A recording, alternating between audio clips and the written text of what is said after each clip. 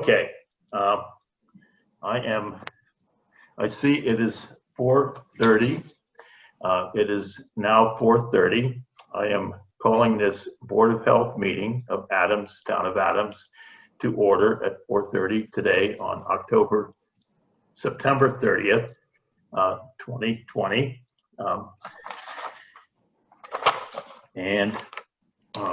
Thank you all for coming. This is a virtual meeting, and I hope I have addressed any concerns about access to the meeting. I have indeed put my cell phone number, which is right here, on the agenda if anybody has trouble joining. And I have run the meeting agenda and the public announcement in the Eagle by Attorney St. John, and he said that they are sufficient for the open meeting law. So thank you very much.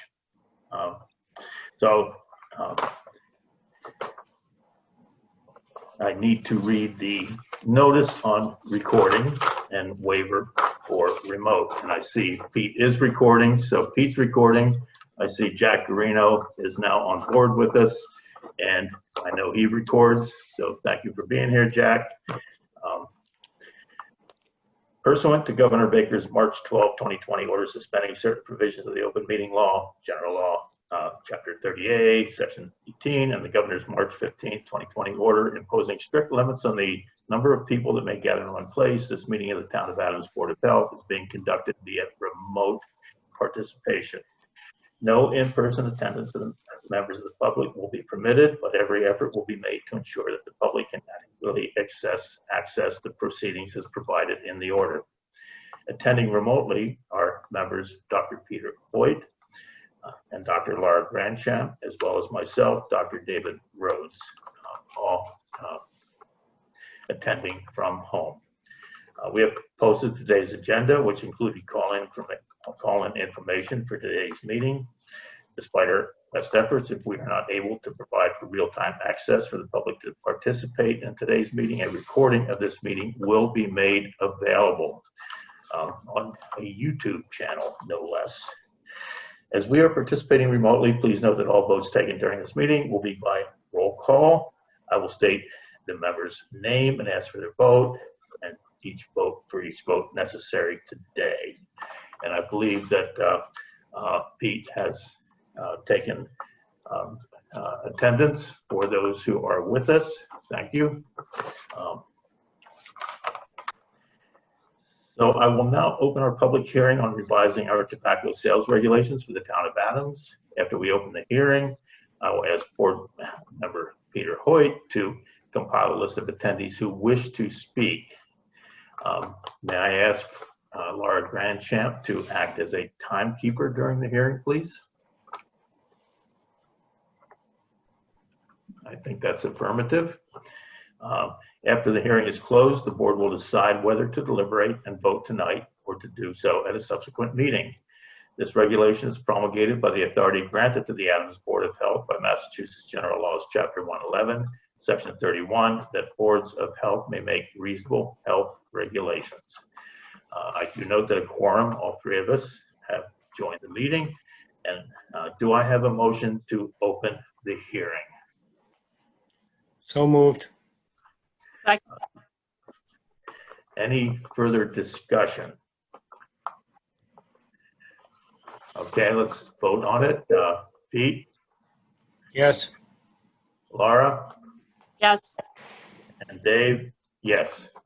Unanimous vote. So we recognize that tobacco smoking is one of the major preventable causes of premature morbidity and mortality. Our goal here is to prevent underage individuals from starting to use tobacco. As such, we would like to revise our tobacco sales regulations to reflect current guidance from the Department of Public Health, as well as to conform with the recently adopted new tobacco law. And I would just say as a side, my wife and I watch a lot of Netflix, especially being stuck at home with COVID, and I'm noticing that the warnings along with nudity and language, also include smoking these days. And so I appreciate Netflix's appreciation of that as a problem. Briefly, our revised regulations will A, cap the number of permits at 11, we're now at 10. B, after a period to be determined, reduce the cap to 9 as permits are retired or revoked with a target of 1 per 1,000 population, at which point no new permits will be issued unless a current license is retired or revoked. C, restrict the location of any new permits to a 500-foot setback from a school, playground, athletic field, or other tobacco vendor. And D, conform with the new tobacco law in the flavor ban, except in adult-only shops, and in the fine structure for infractions. An allowance is included that the board could adjust the cap from time to time.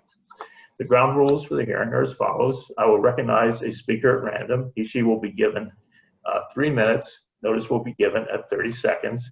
When the speaker's time is reached, their microphone may be muted. After all have spoken, the opportunity will be given for a second statement of 90 seconds for rebuttal or an additional point. Finally, I will ask if any attendees who have not spoken wish an opportunity to speak. Please focus your comments on the revised regulations and be civil. Rudeness will not be tolerated. Note that the board members will not interact with the speakers during testimony. And so, Pete, do we have a list of those who wish to speak? I see Jim Willis with his hand raised. And Joyce. And DJ, would you like to say a few words? Sure, I can. We have 3. Do we have anyone from the side that might be against capping? So we have 3, 4, and none against. So I just would like to point that out. So let me call first on Joyce Brewer.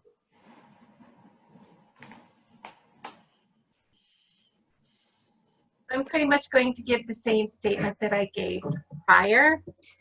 Good evening to the members of the Town of Adams Board of Health. My name is Joyce Brewer, and I'm both a resident of this town as well as the Tobacco-Free Community Partnership Program Manager for Berkshire County. Many people just call me the Tobacco Lady.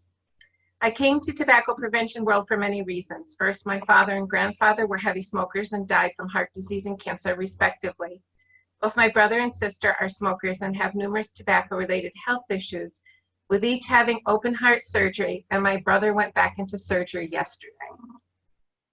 I am sure that these illnesses could have been avoided with proper prevention education and by reducing the number of retail places to purchase tobacco in my hometown.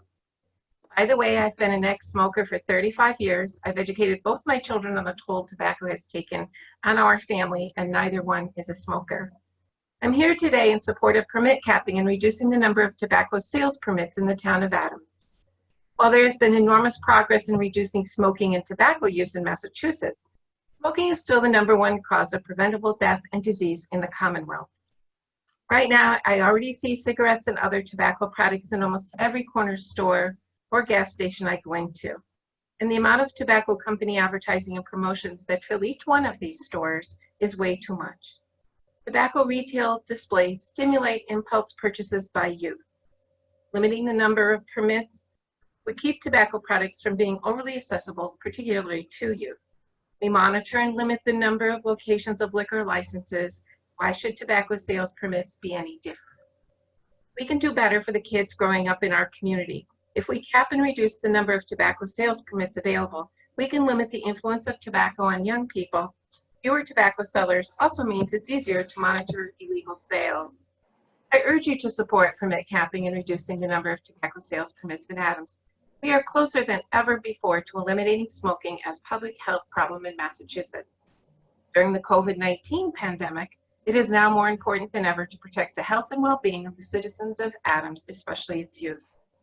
I, as a resident of Adams, would like to see a wide variety of retail shops brought to our community with a more family, arts, health, and outdoor orientation.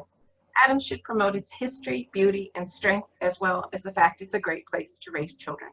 Thank you for your time and consideration in this matter. Thank you. May I move along to DJ Wilson from MMA? Sure. I'm DJ Wilson. I'm the Tobacco Control Director at Mass Municipal Association. And I testified before on this issue, so I just want to give you a quick recap around the state. When it comes to tobacco vendors, I don't think there's an instance where we have a city or town that has more liquor licenses than tobacco vendors.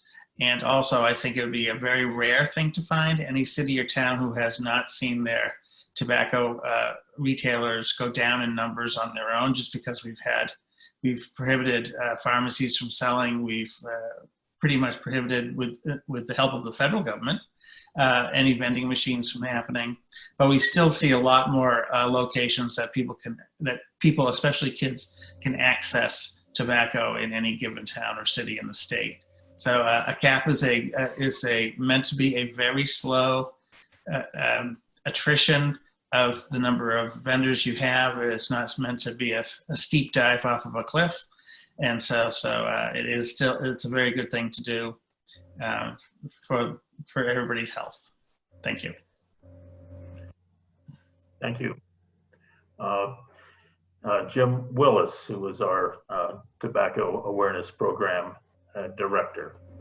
And Mr. Chair, fellow board members, and all those participating, Jim Willis, I'm the Executive Director for the Tri-Town Health District, also the longtime Program Director for the Tobacco Awareness Program of the Berkshires, which is a program that we've had funding from Department of Public Health going on 26 years now. And we provide a wide variety of services to the boards of health in Berkshire County, to include education, some inspectional services, technical assistance with regulations, and other services. I spoke at the last meeting, but I'll just briefly talk about the prevalence. Bullet points I did send to the Board of Health quite some time ago. You know, the adult smoking prevalence rate in Adams is 91% higher than that of the state average. The rate of smoking during pregnancy is 338% higher than that of the state average in Adams.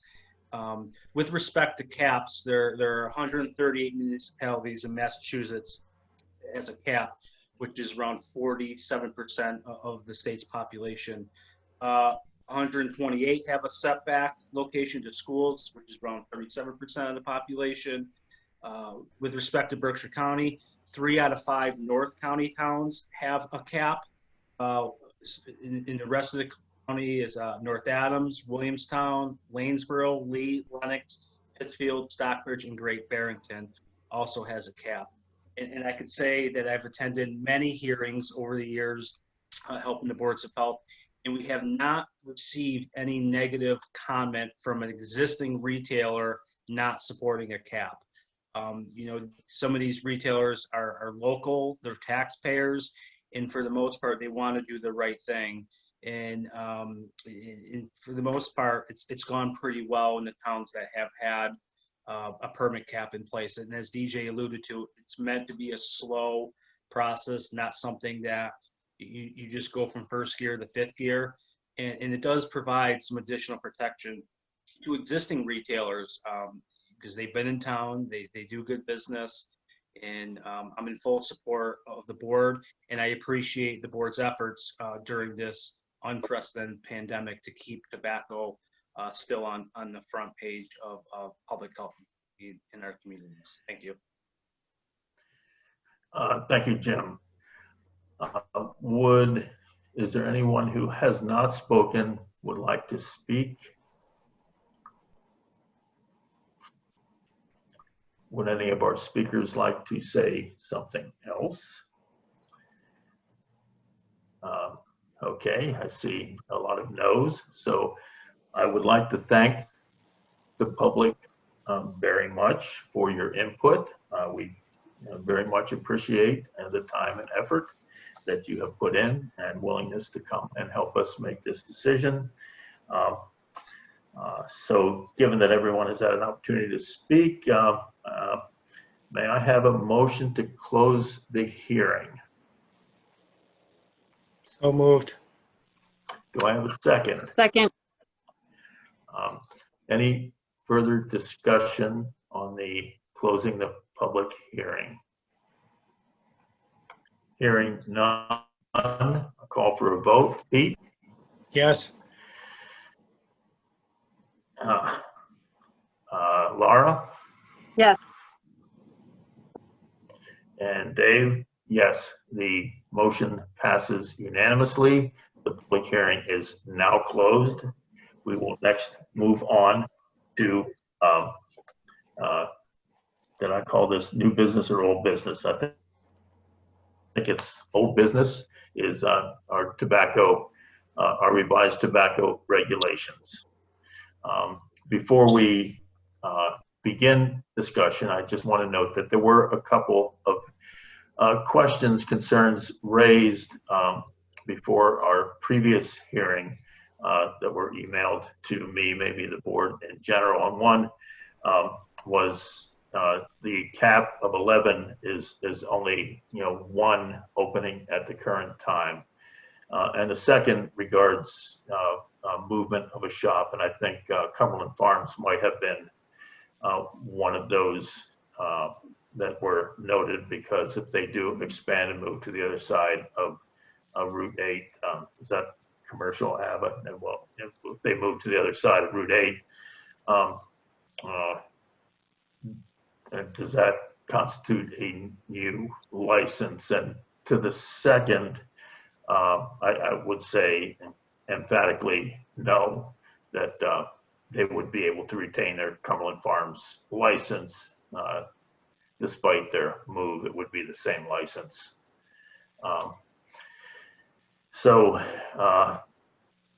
And there were a couple other things that were raised, that may be raised. So Pete, Laura, further thoughts? Nothing for me. No. What do we think? Do we want to raise the current cap to 12?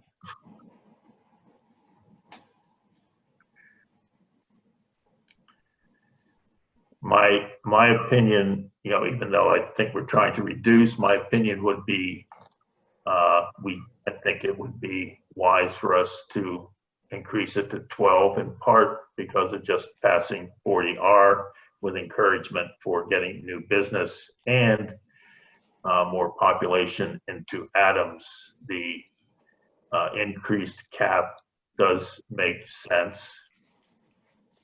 Any thoughts, Laura, Pete? I thought the plan was 12, and then if nobody claimed it after a year, going down to 11 and such was good. So I would be in favor of that. Okay, so keep our previous thought of making the cap 11 with one license to expire. If it's open 1 year from the effective date, it will be removed from the system. And if there's another open one 2 years hence, that will be removed from the system. And my reading of the previous paragraph in the regulation is that if a current business does close, that permit will also disappear. It will be taken back by the Board of Health and removed from the system, which would leave the same number of openings. So may I have a motion to increase the cap to 12 with one open permit to expire 1 year from the effective date and one to expire 2 years from the effective date if they are still open? So moved. Do I have a second? Second. Any further discussion? No. I call for a vote. Pete, Yes. Laura, Yes. Dave, yes. So the motion passes unanimously, a cap of 12. We should set effective date. I think Attorney St. John generally recommends like 30 days. Sounds like November 1st, although it's a little bit more than 30 days, but it's a nice round number. I don't want to make it Halloween. Does November 1st sound like a good date? I'm not supposed to take straw polls. So do I have a motion to make the effective date November 1st? Motion to make effective date of the new tobacco regs November 1st, Do I have a second? 2020. 2020. Any further discussion on this? Okay, No. let's vote. Let's vote. Pete, Yes. Laura, Yes. Dave, yes. The motion passes unanimously. First 2020 effective date of the regulation. A further question was on blunt wraps and cigars definition, its inclusion, and so forth. I don't believe it would be me speaking out of turn to say that I have been in communication with Code Enforcement Officer Mark Blaisdell, who noted that changing the definition has kind of gone through some iterations. We're not sure what final recommendations are, and that we have omitted a ban on blunt wraps from our regulation. And the question is whether we leave things as they are, think about changing the definitions, or anything, any thoughts either of you have for where you think we should go or not go.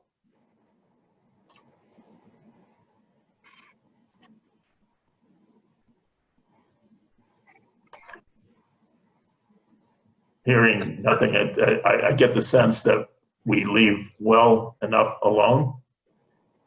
Okay, so I don't think we need a vote on that because we are not changing anything. Is there anything else in the regulation that we need to discuss before we vote on the regulation as amended?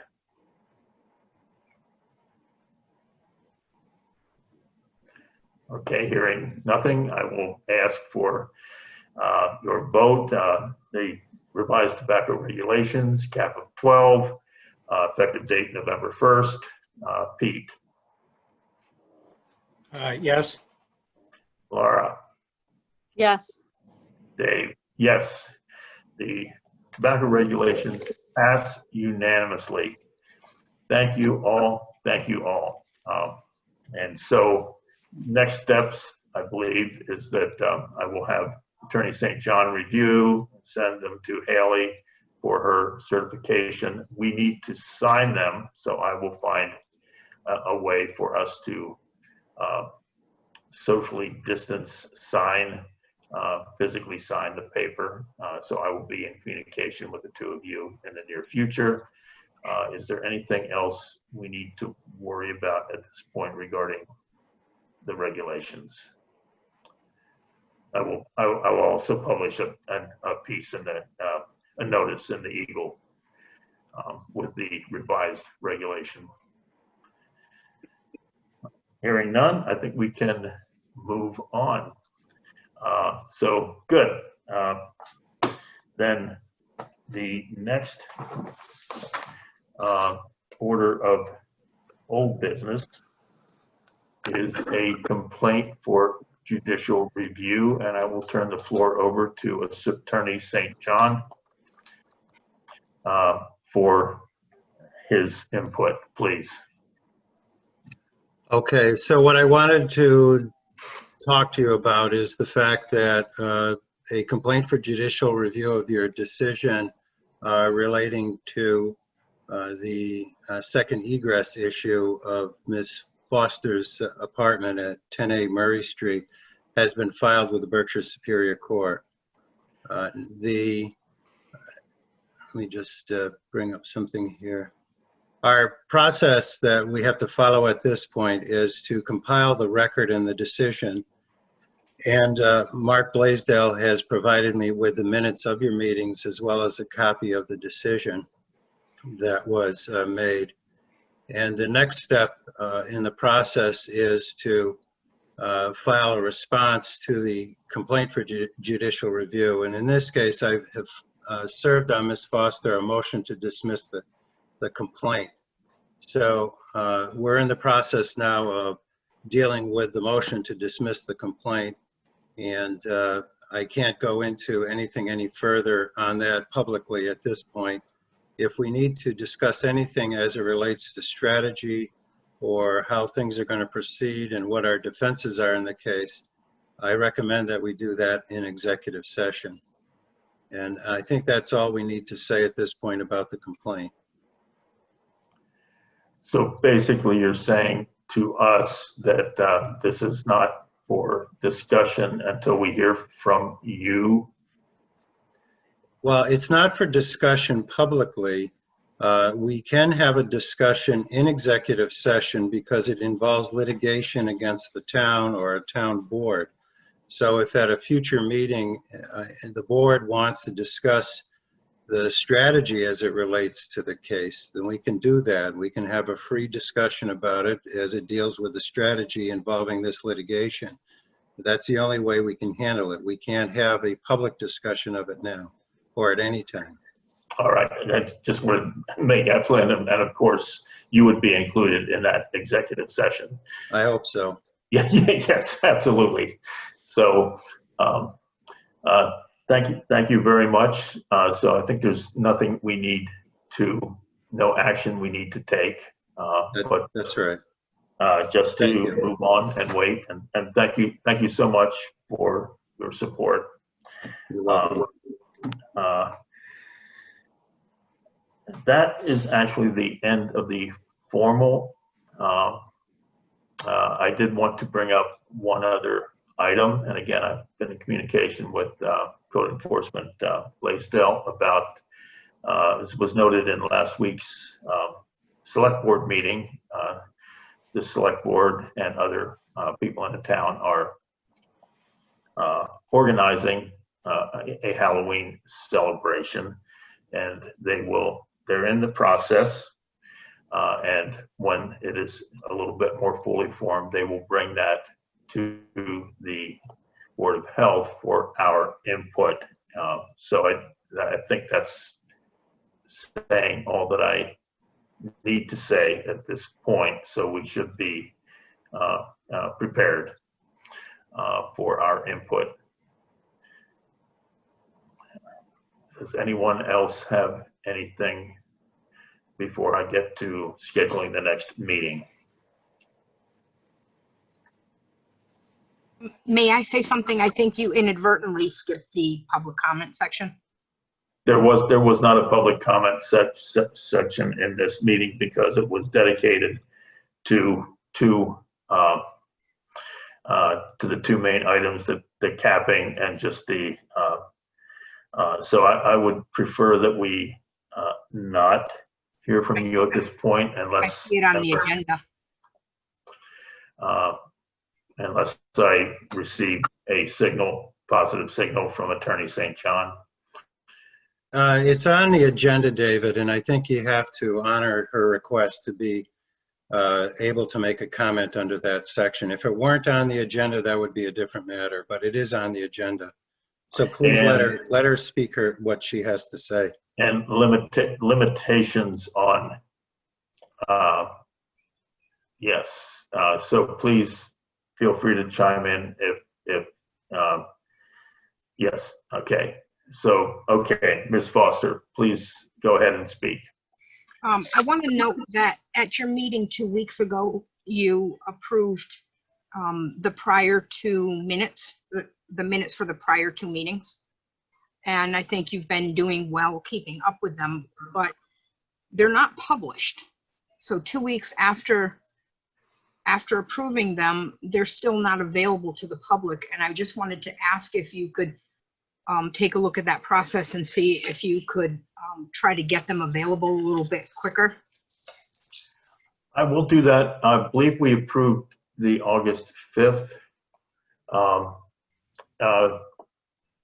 minutes, and I will check on that. We did not approve the August 19th. What the open meeting law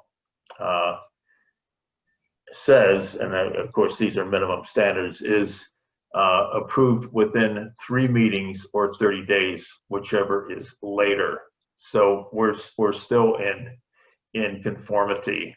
I think, as I said, they're minimum standards. I would like to get them out more quickly, but with the COVID, the staffing issue is a bit challenged, and so I will see about the August 5th meeting. David, can I interrupt for a second? I think her question was more about that they're not posted on the website, not that we approved them. So That's exactly what I was saying. yeah, so I guess my question to you, Ms. Foster, is did you request them from anybody at Town Hall? No, Okay, so I think that you can, if they're not posted in a timely manner, as David alluded to, we do have, I think, some staffing issues with that.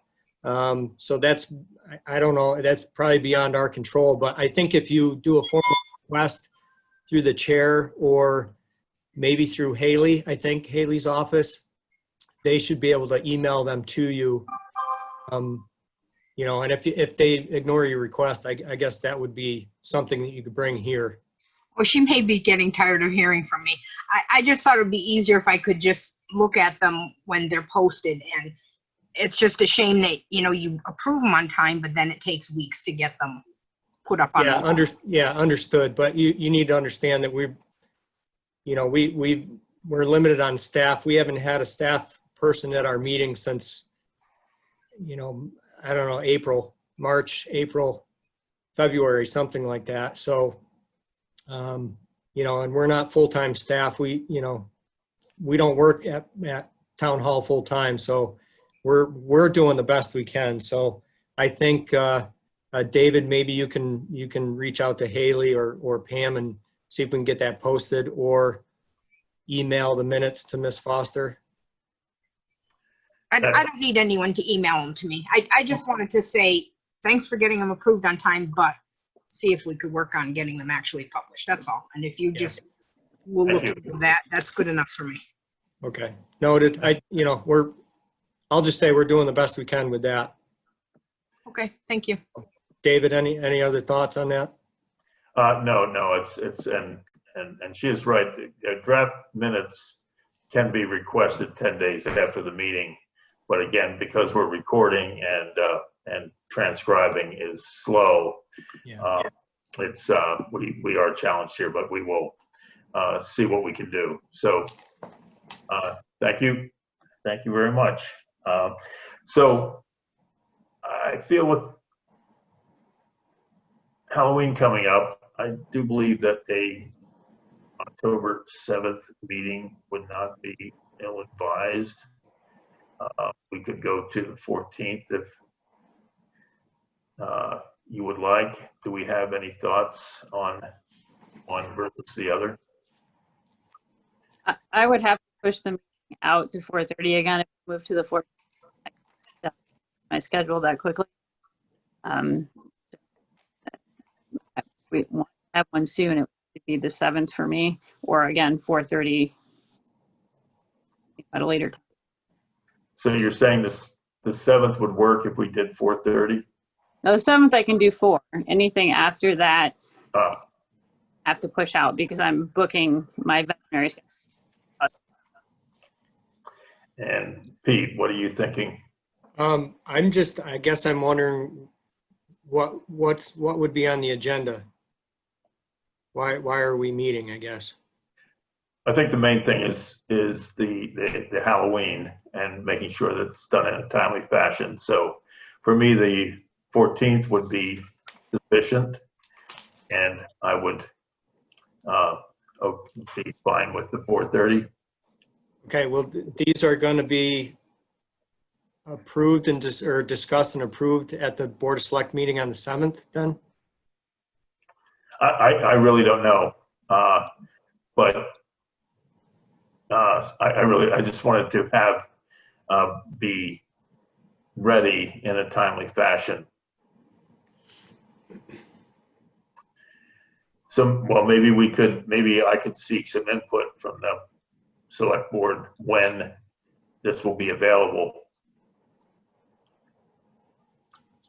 Okay, so I guess I'm a little confused. We're getting a recommendation from them and then we're providing input and then they're approving, or are they approving something and telling us what's going on? Mark wants to say something. Okay, Okay, so typically what would happen is the chief of police and I would meet. We've already met with the town administrator. A plan has been formulated. The chief is preparing a media, something for the media.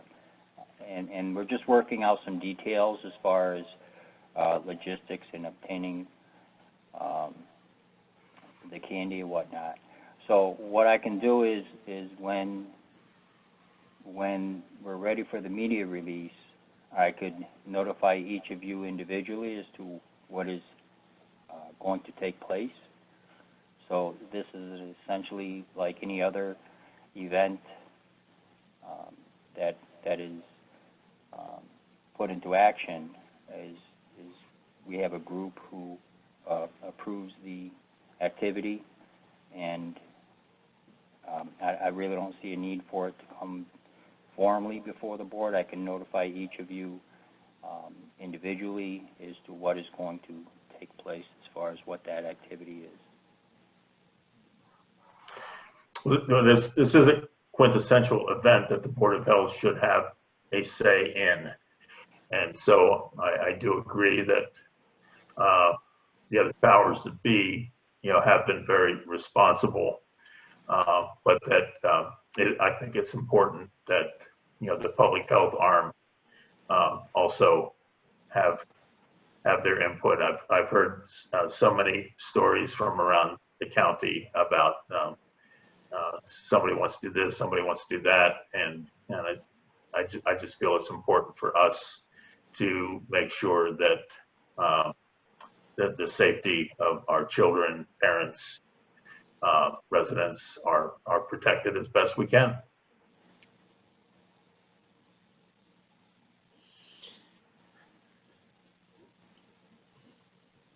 Okay, so you want it to come before the board for the board's approval, or to be informed about the activities that will be taking place? I believe what Jack can confirm this. I believe what Jay Green was quoted from the select board meeting was that the plan will be run by the Board of Health. Now it is kind of vague, but that seems to me like it's not just telling us what they're doing, but giving us a chance to have input. So I guess that would need to be clarified. I don't want to be stupid about this, but again, that I think it's important that we have some say.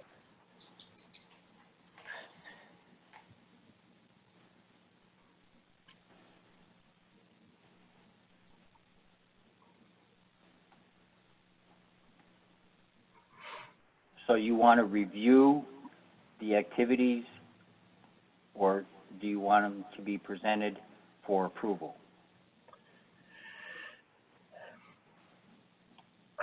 Well, what's the difference? I mean, if we just review them, it means we just look at them and say, okay, if there's something wrong. So I think, I think approval is definitely on my wish list.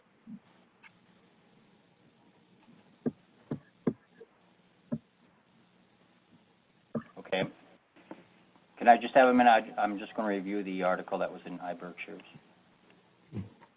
I think Jack just posted it, yes. Yeah.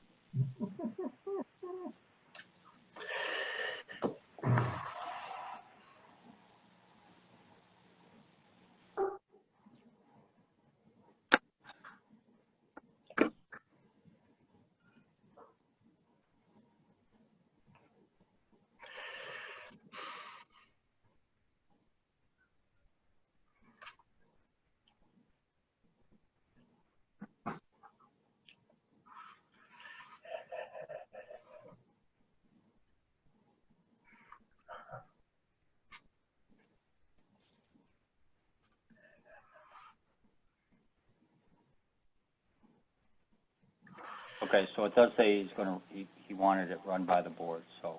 Yeah, like I said, that was kind of a vague statement. But I took that as that he wanted our approval.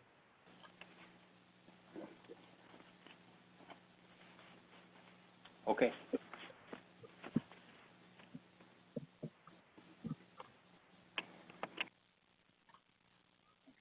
So going back, may I, again, shall we think about October 14th, 4:30? With the possibility of moving it one way or the other, depending on what comes up. I'm fine with the 14th at 4:30. Okay,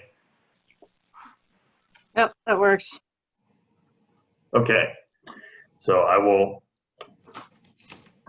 plan an agenda for that, and I do. I think that's basically it. So do I have a motion to adjourn? Motion to adjourn. Second? Second. Discussion? None.